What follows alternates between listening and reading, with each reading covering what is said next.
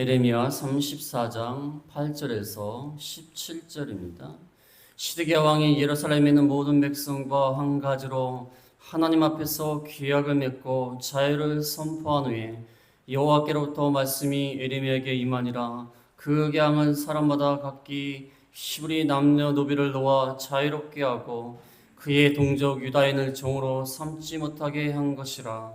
이 계약에 가담한 고관들과 모든 백성이 각기 노비를 자유롭게 하고 다시는 종을 삼지 말라 함을 듣고 순복하여 놓았더니 후에 그들의 뜻이 변하여 자유를 주었던 노비를 끌어다가 복종시켜 다시 노비로 삼았더라. 그러므로 여호와의 말씀이 여호와께로부터 예레미야에게 임하니라. 이르시되 이스라엘 하나님 여호와께서 이와 같이 말씀하시니라. 내가 너희 선조를 애굽 땅 종의 집에서 인도하여 낼 때에 그들과 언약을 맺으며 이르기를 너희 형제 히브리 사람이 내게 팔려왔거든. 너희는 7년 되는 해에 그를 놓아 줄 것이니라. 그가 6년 동안 너를 섬겼은지 그를 놓아 자유롭게 할지니라 하였으나 너희 선조가 내게 순종하지 아니하며 귀를 기울이지도 아니하였느니라. 그러나 너희는 이제 돌이켜 내 눈앞에서 바른 일을 행하여 각기 이웃에게 자유를 선포하되 내 이름으로 일컬음을 받는 집에서 내 앞에서 계약을 맺었거늘 너희가 돌이켜 네 이름을 더럽히고 각기 놓아 그들의 마음대로 자유롭게 하였던 노비를 끌어다가 다시 너에게 복종시켜 너희의 노비로 삼았도다.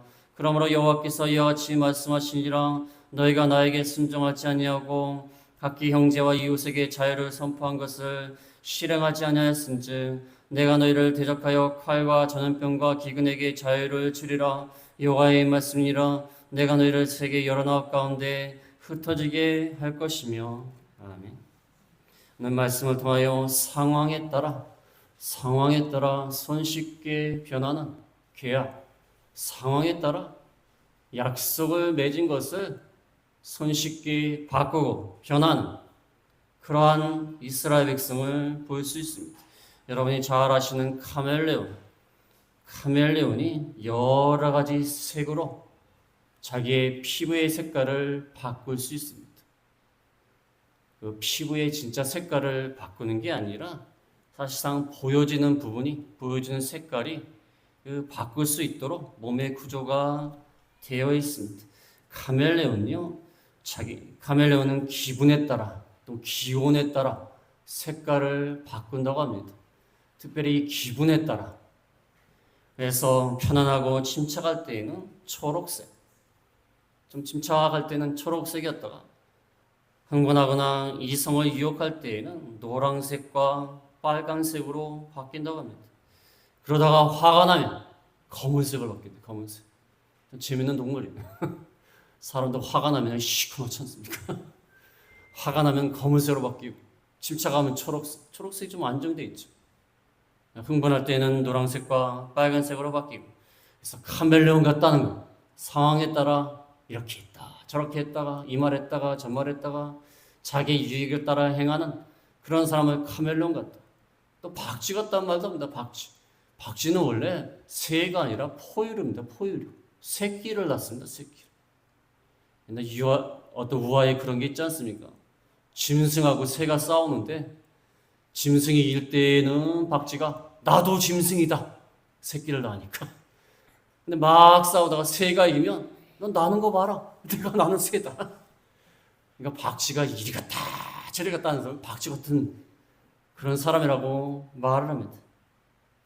이와 같이 오늘 본문에 나오는 이스라엘 백성들도 하나님과 계약을 맺고 언약을 맺은 다음에 상황에 따라 이랬다 저랬다 하는, 그래서 하나님 앞에서 약속을 맺었다가 조금 있다가 불리할 것 같으면 약속을 취소했다. 어려운 상황이면 또 하나님 앞에 잘하겠다고 또 약속을 했다. 이렇게 카멜레온처럼 박쥐처럼 이랬다 저랬다 하는 그러한 모습을 볼 수가 있습니다. 그래서 오늘 말씀을 통하여 우리는 항상 어떤 상황이든지 진실한 자가 되자. 신실한 자가 되자. 하나님 앞에 언약을 맺었으면, 하나님 앞에 올바로 살겠다고 언약을 맺었으면 진실하게 신앙생활을 하자는 것입니다. 첫 번째로 드릴 말씀은 노비를 해방하는 계약을 맺었습니다. 노비를 해방하는 계약을 맺었습니다. 8절에 보면은 8절에 시드기야 왕이 예루살렘에 있는 모든 백성과 한 가지로 하나님 앞에서 계약을 맺고 자유를 선포한 후에 여호와께로부터 말씀이 에레미야에게 임하니라. 그 계약은 사람마다 각기 히브리 남녀노비를 놓아 자유롭게 하고 그의 동족 유다인을 종으로 삼지 못하게 한 것이라. 이 계약에 가담한 고관들과 모든 백성이 각기 노비를 자유롭게 하고 다시는 종을 삼지 말라함을 듣고 순복하여 놓았더니, 지금 상황이 어떤 상황이냐면 시드기야 왕은 남쪽 유다의 마지막 왕이에요. 마지막. 북쪽 이스라엘은 이미 아수르에 의해서 멸망을 당했고 이제 남쪽 유다만 남았는데, 남쪽 유다가 하도 죄를 많이 지니까 하나님이 남쪽 유다도 지금 멸망시키려고 바벨론이라는 나라를 쳐들어오게 했습니다. 바벨론이 지금 쳐들어와서 다른 성읍들은 다 차지하고 지금 수도인 예루살렘과 라기스와 나기스와 아세가만 남았습니다. 세 성읍만 남았어요. 지금 예루살렘을 포위하고 있습니다. 포위해가지고 이 예루살렘만 함락이 되면 이제 남쪽 유다는 끝이 나는 거예요. 북쪽은 이미 망했고 남쪽 유다는 이제 끝이 나요. 마지막으로 시드기야 왕이 버티고 있는 것입니다. 버티고 있다가 우리가 살 방법은 무엇일까 생각하다가 하나님 앞에서 말씀을 좀 지켜보자. 이제서야 나라가 망하게 생겼어. 포위해가지고 이것만 함락되면 끝나게 생겼으니까 이제서야 하나님 앞에 말씀을 잘 지켜보자 하면서 특별히 출애굽기와 신명기에 나온 말씀을 지키려고 하였습니다. 출애굽기 21장 2절에 보면 출애굽기 21장 2절에 내가 히브리 종을 사면 그는 6해 동안 섬길 것이요 7째에는 몸값을 지불하지 않고 몸값을 묻지 않고 나가 자유인이 될 것입니다.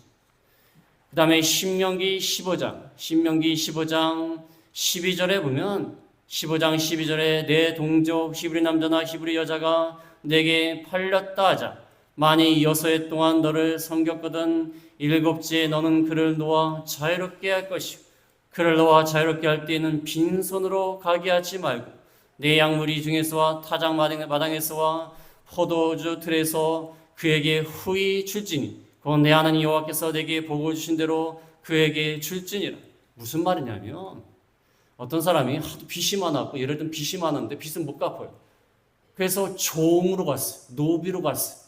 노비로 간다 할지라도 평생 그를 종으로 삼지 말고 6년이 지난 다음에 7년째에는 그를 해방하라는 거예요.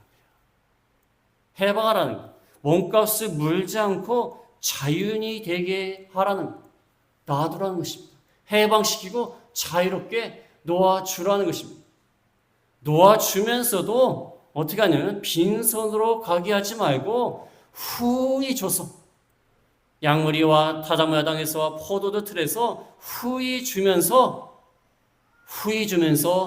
자유롭게 내어보내라고 한 것입니다. 하나님이 얼마나 자비롭고 은혜가 있으십니까? 같은 동족끼리 6년 동안 너를 섬겼으면 됐잖냐. 아무리 그가 빚이 있어도 어떻게 일평생 동안 그를 붙잡고 종로로 시킬 수가 있느냐. 7년째, 이 7년째를 안식년이라고 해요. 안식년 때 그를 풀어줘라. 또는 신년도 있습니다. 신년. 50년이 되는 해에도 노비를 풀어주라고 했어요. 50년마다. 그 신년이라고 해요. 그리고 안식년, 신년. 7년마다, 50년마다. 최소한 6년 동안만 섬기게 하고 7년째는 놓아줘라. 놓아주는데 빈손으로 가면 어떻게 사냐? 빈손으로 또 살 수 없지 않습니까? 빈손으로 내보내면 또 노비가 되지 않습니까? 그러니까 후히 줘가지고 내어보내라고 했어. 근데 이 말씀을 내내 안 지켜오다가 지금 바벨론이 쳐들어와갖고 예루살렘에 함락되게 생겼으니까 이제서야 이제 지키는 겁니다. 그래서 시드기야 왕이 예루살렘에 있는 모든 백성과 한 가지로 하나님 앞에서 계약을 했어. 자유를 선포했어. 모든 노비를 다 놓아줘라. 그래서 9절에 보면 계약은 사람마다 히브리 남녀 노비를 자유롭게 하고 그의 동족은 형제란 말이에요. 그의 형제 유다인을 종으로 삼지 마라. 이제 종으로 삼지 말고 다 내어보내라. 우리가 하나님 말씀을 지켜보자.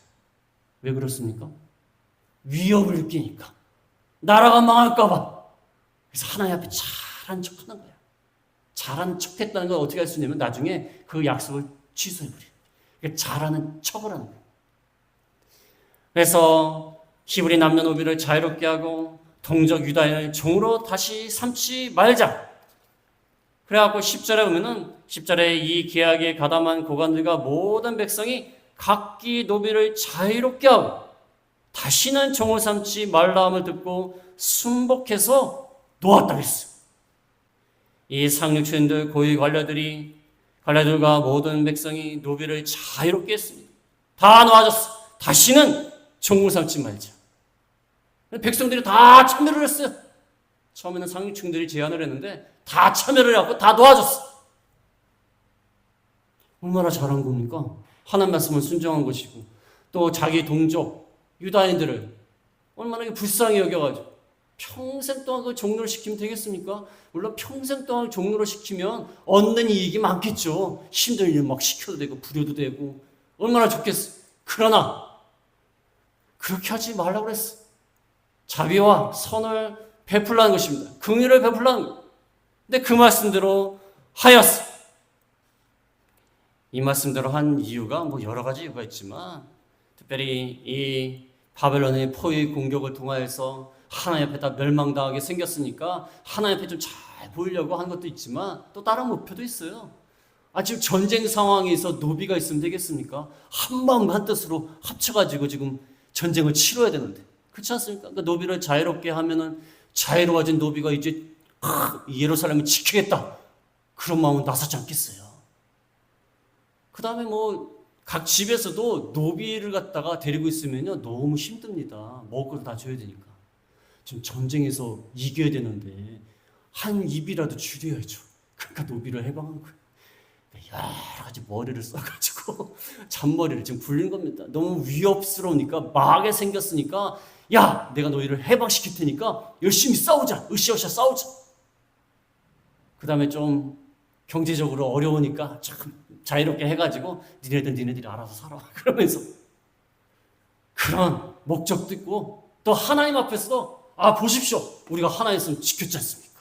이 출애굽기 신명기에 말씀하신 안식년마다 풀어주라고 하지 않았습니까? 내가 그 말씀을 지키라고 그렇게 한 겁니다. 이제 이 위기 가운데 건져주십시오. 건져주십시오. 그런 마음으로 이렇게 한 것입니다. 그때 두 번째로 말씀드릴 것은 노비 해방을 철회했어요. 갑자기 노비를 해방시키려고 했는데 그것을 철회했어요. 없던 일을 했습니다. 없던 일. 왜 그렇습니까? 11절에 보면은 11절에 후에 그들의 뜻이 변하여 자유를 주었던 노비를 끌어다가 복종시켜 다시 노비로 삼았더라. 왜 그랬을까요? 바벨론이 지금 예루살렘을 포위하고 있어요. 포위하고 있는데 그때 마지막 왕이었던 시드기야가 너무나 나라가 망할 것 같으니까 그 남쪽에 있는 애굽, 이집트한테 원군을 요청했어요. 도와달라고 해서 도와달라고 그러니까 지금 바벨론이 예루살렘을 다 차지하면 지금 애굽 입장에서는 좀 찝찝해요. 강대국들이 자기 코앞에 들어오니까 지금 미국하고 중국하고 싸우는 것처럼. 그래갖고 시드기야가 조금 군대를 요청하니까 잘됐다. 그래갖고 애굽이 지금 이스라엘 쪽으로 올라오고 있어요. 지금 바벨론은 예루살렘을 포위하고 있고 근데 애굽이 올라오고 있으니까 바벨론이 어떻게 합니까? 이거 안 되겠다. 포위를 잠깐 풀고 애굽을 막으러 나갔어요. 애굽을 막으러 나갔습니다. 그러니까 포위가 풀린 거예요. 그때 이스라엘 백성이 뭘 생각했을까요? 야! 우리가 하나님 말씀을 지키니까 하나님이 도와주셨구나. 이제 우리가 살게 되었구나. 더 이상 망하지 않게 되었구나. 그러면 더욱더 하나님의 말씀을 잘 지켜야 되는 거 아닙니까? 근데 어떻게 하죠? 뭐라고 했죠? 11절에 후에 그들의 뜻이 변하여 자유를 주었던 노비를 끌어다가 복종시켜 다시 노비로 삼았어요. 무슨 이런 놈들이 다 있어요. 위기가 닥치고 어려울 때는 하나님의 말씀 지킨 척 하고서 형제를 다 풀어줬어요. 그래, 자유롭게 다 풀어줬어요. 그러고 하나님이 조금 위기에서 건져내시니까 이제 살만한 거예요. 역시 우리가 말씀을 지키니까 하나님이 이렇게 하셨구나. 그래, 이제 살만하니까 노비 다시 데려와. 이게 지금 말이 됩니까? 그 노비 입장에서는 뭡니까 이게? 노비 입장에서는 이제 자기가 찾아왔다가 다 나갔다가 야 다시 와. 이게 뭡니까? 이게 뭐예요? 무슨 애들 장난도 아니고 이게 뭐예요? 아니 지금 누구 앞에서 계약을 했죠? 하나님 앞에서 계약을 한 거야. 하나님 앞에서 계약을 했습니다. 그런데 기껏 노비를 풀어주면서 하나님의 말씀을 지킨다고 하나님께서 잘하겠다고 했는데 계약을 맺었는데 이제 상황이 변하니까 노비를 갖다가 다시 데려오는 거예요. 없던 일로 하자. 이게 뭡니까? 아니 개인 대 개인 간에도 약속을 했다가 어기면 이거 뭐 사람 취급을 안 하지 않습니까? 뭐 이런 사람이 있어요. 그런데 지금 왕과 고위층들이 약속을 하고 모든 백성이 다 그게 참여해놓고 상황이 바뀌었다고 그래갖고 이렇게 뒤집으면 되겠습니까? 이스라엘 백성은 망할 수밖에 없어요. 망할 수밖에 없어요. 되겠습니까? 손바닥 뒤집듯이 뒤집으면 되겠습니다. 이렇게 상황에 따라서 노비 해방을 철회하였습니다. 그때 하나님이 가만 계시겠습니까? 세 번째로 말씀드릴 것은 그들이 계약 철회한 것에 대해서 책망을 합니다. 계약 철회에 대해서 책망을 했어요. 12절에 보면은 12절에 그러므로 여호와의 말씀이 여호와께로부터 예레미야에게 임하니라 이르시되 이스라엘 하나님 여호와께서 이와 같이 말씀하시니라 내가 너희 선조를 애굽 땅 종의 집에서 인도해낼 때에 그들과 언약을 맺으며 이르기를 너희 형제 히브리 사람이 내게 팔려왔거든 너희는 7년 되는 해에 그를 놓아줄 것이니라 그가 6년 동안 너를 섬겼은즉 그를 놓아 자유롭게 할지니라 하였으나 너희 선조가 내게 순종하지 아니하며 귀를 기울이지도 아니하였느니라. 하나님이 책망하시면서 예레미야를 통해서 본격적으로 말씀하십니다. 8절에 여호와께로부터 말씀이 임했다고 그러는데 9절, 10절, 11절은 그 배경을 설명한 다음에 12절에 본격적으로 하나님이 예레미야를 통해서 책망을 합니다. 이스라엘 하나님 여호와께서 이와 같이 말씀하시니라 선조 너희 조상들을 애굽 땅 종되었던 집에서 인도하여 내서 애굽에서 종살이 하지 않았습니까? 누가? 이스라엘 백성이 종살이 했습니다. 종살이 하던 것을 건져냈어요. 하나님 은혜로 건져냈습니다. 그 다음에 한 3개월 후에 시내산에 이르렀을 때에 언약을 맺었어요. 그래서 이스라엘 백성은 언약을 지켜야 돼요. 왜냐하면 하나님이 은혜 가운데 구원해 주셨기 때문에 은혜를 베풀어 주셨기 때문에 이제 그들은 하나님의 은혜로서 구원함을 받은 언약 백성이에요. 그래서 언약을 맺었습니다. 언약을 맺으면서 히브리 사람이 내게 팔렸거든 7년 되는 때에 그를 놓아줘라. 6년 동안 너를 섬겼은즉 7년 되는 때에 놓아줘라. 하나님 말씀하셨어요. 그럼 그 언약을 지켜야 하잖아요. 근데 하나도 지키지 않아요. 귀를 기울이지도 아니하였느니라.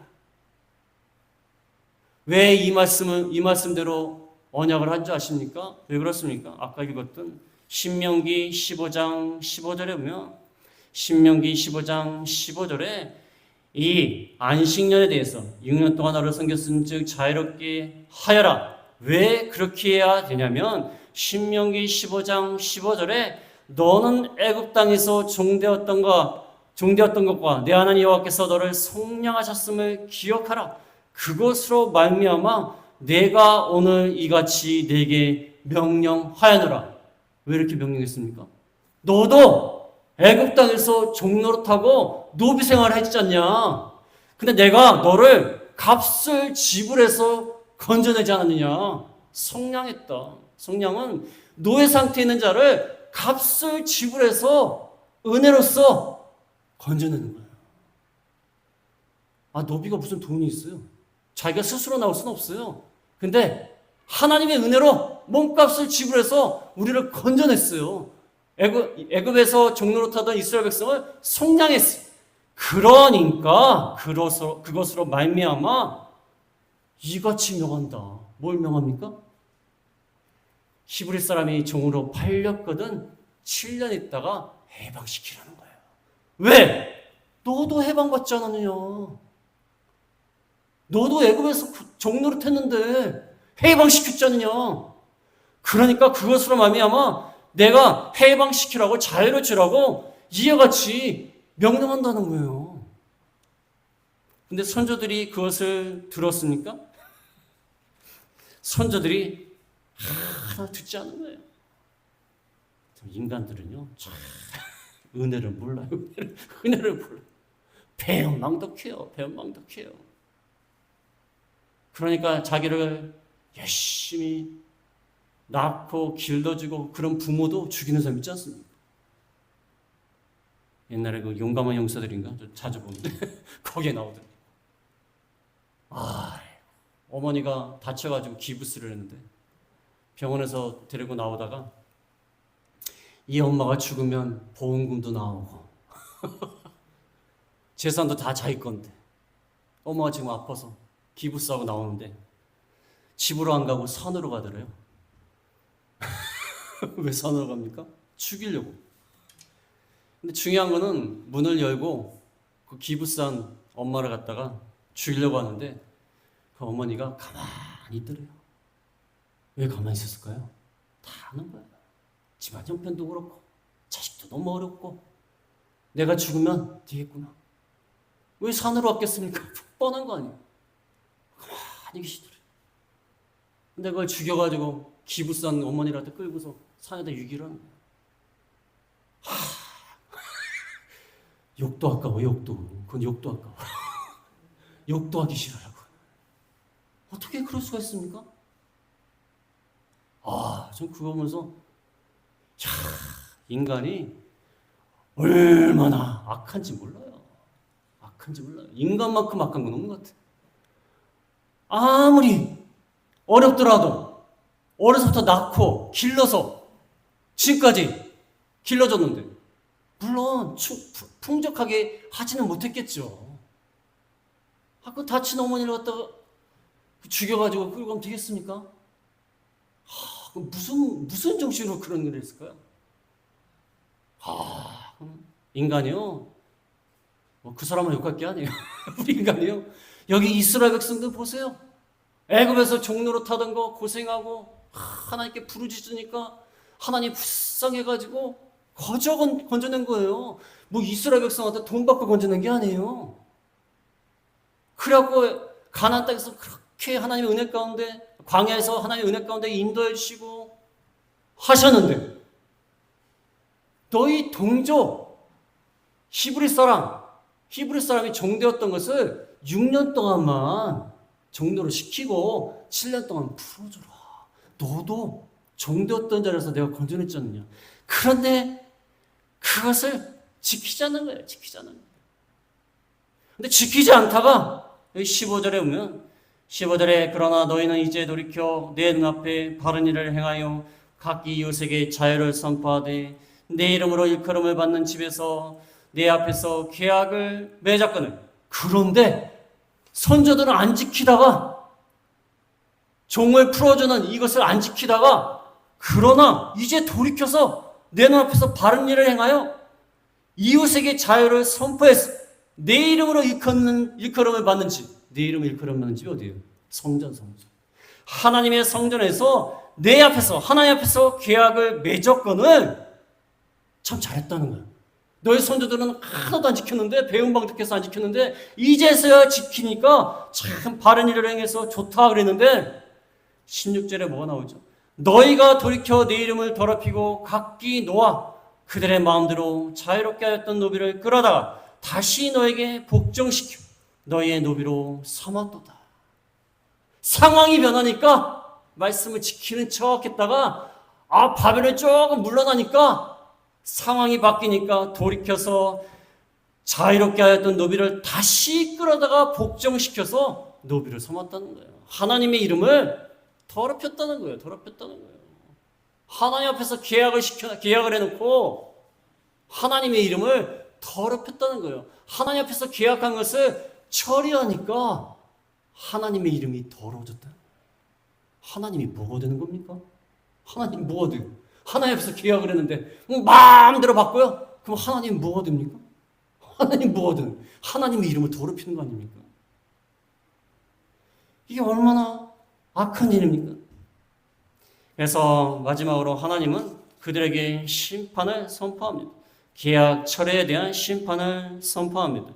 17절에 보면 17절에 그러므로 여호와께서 이와 같이 말씀하시니라 너희가 나에게 순종하지 아니하고 각기 형제와 이웃에게 자유를 선포한 것을 실행하지 아니하였은지 내가 너희를 대적하여 칼과 전염병과 기근에게 자유를 주리라 여호와의 말씀이라 내가 너희를 세계의 여러 나라 가운데 흩어지게 할 것이며 나에게 순종하지 않았기 때문에 형제와 이웃에게 자유를 선포한 것을 실행하지 않았다. 자유를 선포한 것, 해방을 주었으면 끝까지 해방을 줘야 되는데 다시 철회했지 않느냐. 그러니까 하나님이 어떻게 하시냐면은 너희를 대적해서 칼과 전염병과 기근에게 자유를 줄 것이다. 하나님 재밌습니다. 너희 형제 종에게 자유를 준 것을 철회했기 때문에 내가 칼과 전염병과 기근에게 자유를 줄 것이다. 그 말은 칼과 기근과 전염병의 심판을 당할 것이다. 자유를 선포한 것을 철회했으니까 칼과 기근과 전염병에게 자유를 준다는 거예요. 마음대로 해라. 그래서 하나님 앞에 심판을 당하고 세계 여러 나라 가운데 흩어지게 할 것이다. 이 말씀은 세계 여러 나라 가운데 두려움의 대상이 되게 할 것이다. 두려움의 대상이 되게 할 것이다. 이스라엘 백성이 망하는 것을 보고서 세계 여러 나라 사람들이 저들이 죄를 짓다 이렇게 망했구나. 두려움의 대상이 되게 하겠다. 하나님 무시무시한 심판이에요. 선조들이 안 지켰다가 이제서야 잘 지키나 했더니 상황이 바뀌니까 그것을 철회해요. 손바닥 뒤집듯이. 그러니까 하나님이 칼과 기근과 전염병뿐만 아니라 너희가 망하는 것을 보고 세계 여러 사람이 크게 두려워하게 될 것이다. 이게 얼마나 무시무시한 말씀입니까? 저 유다 백성은 망할 만해요. 얼마나 이게 한심합니까? 계약을 갖다가 손바닥 뒤집듯이 팍 뒤집는 거예요. 그래서 오늘 말씀을 통하여서 우리가 우리 주변의 친구들이나 같이 일을 하는 동료들이나 그런 사람들한테 언약을 맺었으면 계약을 했으면 그것을 손바닥 뒤집듯이 뒤집으면 어떻게 되죠? 그 사람 다시 상대 안 합니다. 믿을 수가 없어요. 믿을 수가 없습니다. 옛날에 청년부 시절에 어디서 만나서 뭐 하자 그러는데 청년 중에 하나가 좀 이기적인 사람이 있어요. 약속을 다 해서 모으려고 지금 하고 있는데 한 20분인가요? 30분 남겨놓고 약속을 또 바꾸는 거예요. 야, 우리 나중에 만나자. 다 준비해가지고 나 나가려고 준비하고 있는데 그것도 뭐 몇 시간 전에 말을 하면 되는데 한 20분 전에 지금 나가서 다 준비하려고 그러고 그 여자 청년들은 다 화장하고 다 그래서 준비하고 나가려고 그러는데 야, 내가 무슨 일이 갑자기 생겨갖고 뭔 일이 또 갑자기 생깁니까? 그 친구는 맨날 갑자기 뭔 일이 생겨요. 뭔 일이 갑자기 생겨요. 갑자기 생겨갖고 또 취소하고 그랬다가 또 시간이 바뀌면 또 다시 하자고 그러고 그럼 믿을 만한 사람이 못 돼요. 우리도 오늘 제목처럼 상황에 따라 손쉽게 변하는 계약 이래서는 안 되는 것입니다. 우리가 하나님의 백성으로서 신실한 자들이 되어야 돼. 상황에 따라 바뀌는 것이 아니라 항상 변함없이 진실하게 신실한 우리가 신앙생활을 우리가 해야 된다는 것입니다. 그래서 우리가 이 말씀대로 해서 항상 신실하게 믿음을 지키는 저희가 다 되겠습니다. 말씀을 생각하며